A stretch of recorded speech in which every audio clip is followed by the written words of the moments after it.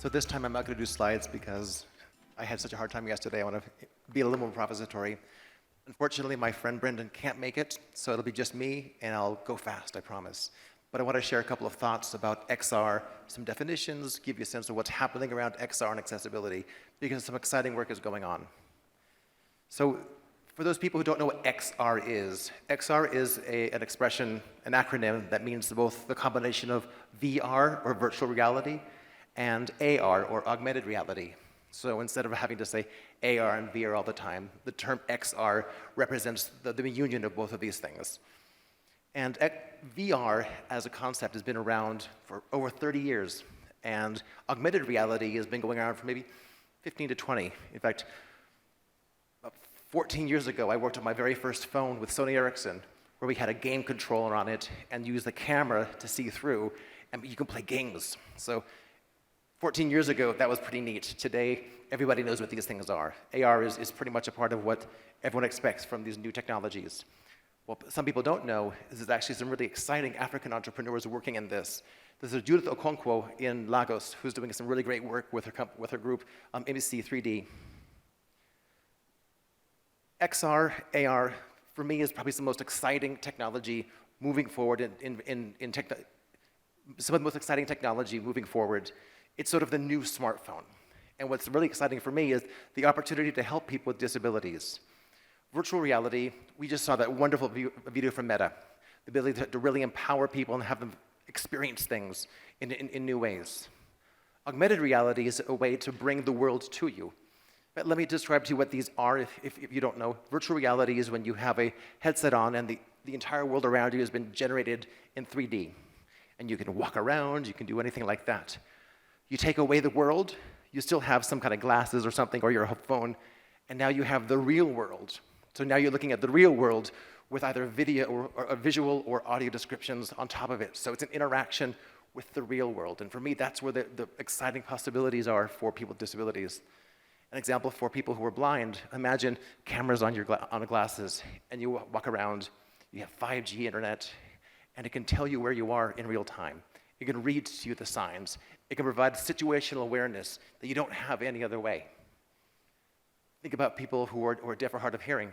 In fact, there was at Google I/O, we have our yearly developer conference. We ended with a really exciting prototype, and it is a pair of glasses that one wears, and it provides captions for languages going around you. So you can talk and hear, I'm hearing you.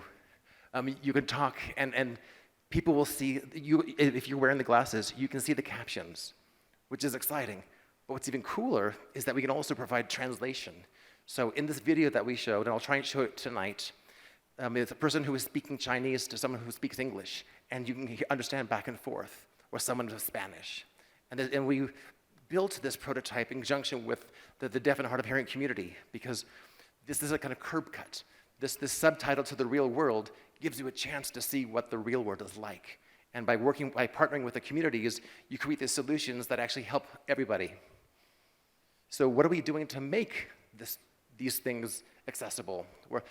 A couple of speakers ago, I'm sorry, I forgot her name, the director from Meta, she listed out some acronyms. I want to share what some of these acronyms are, because it matters. There's a group called the XR Access. This is a group out of the US. It's a sort of bottoms-up grassroots organization that are trying to create accessible experiences. They're trying to drive technology. They're trying to drive the agenda of making things more and more accessible. So they have a work stream in terms of the business case of accessible XR. They're working on accessible development practices, and then some really interesting technical advancements in terms of audio description and captioning therein. So XR Access. There's also a group called the XRA, the XR Association. And I happen to sit as the chair of the accessibility working group with this group. And the thing that we're trying to work on right now is a description of the real world, excuse me, a description of the virtual world. So picture this, you put on a headset, and what do you say around you? How do you describe what's important? There's birds flying, it may not be important. But if there's someone walking towards you, that's important. So understanding how to describe the real world comes from an ability to understand and describe a virtual world. So what we're doing within the XRA is creating an accessibility object model to practice this and experiment with the community to understand how to describe a virtual world. And when we learn how to do this, we also solve a lot of the engineering problems that goes from the headset to the ears. And then another thing that's happening that's really exciting is that with the W3C, the World Wide Web Coalition, yet another acronym, I'm sorry, we are working on Immersive Captions. And this is a group of 25 different people who are hearing, deaf, or hard of hearing, and we're trying to understand how do you create captions in a virtual world, because you can't have a little box underneath you, because if someone's talking behind you, how does that work? How do you know?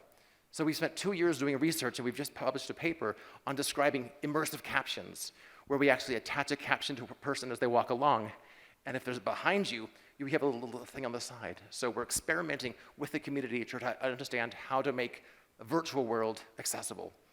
And then you take away the virtual, and now we have the same methodology, we have the same ideas to make the real world accessible.